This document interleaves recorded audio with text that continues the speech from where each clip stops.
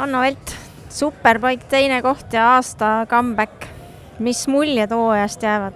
Oi ei, ma nüüd seda nii ei tähtsustaks üle, sellepärast et ma ikkagi tulin nii-öelda oma lõbuks sõitma ja ütleme niimoodi, et õpin alles seda mootorratast tundma, ta on V4 mootorratas, ehk siis Aprilia RS V4 ja seetõttu mulle täiesti võõras iseloom mootorratta poolelt.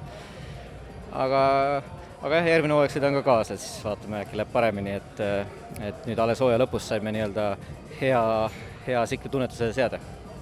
Mõned etapid jäid sul vahele, aga ma loodan, et sa ikkagi tegelikult said ju sõitu nautida.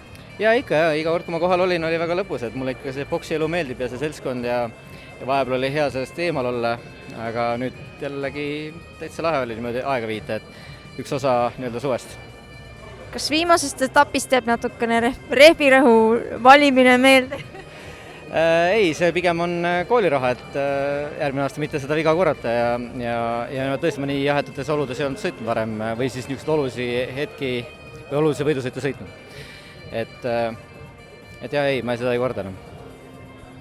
Mitmes hooaeg see sul oli ringrajal?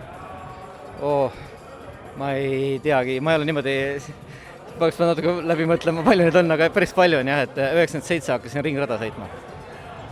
Et sul on nii suur kogemus, ütle noorematele, mida teha selleks, et oleks ringrajal rohkem sõitjaid ja rahvast raja ääres?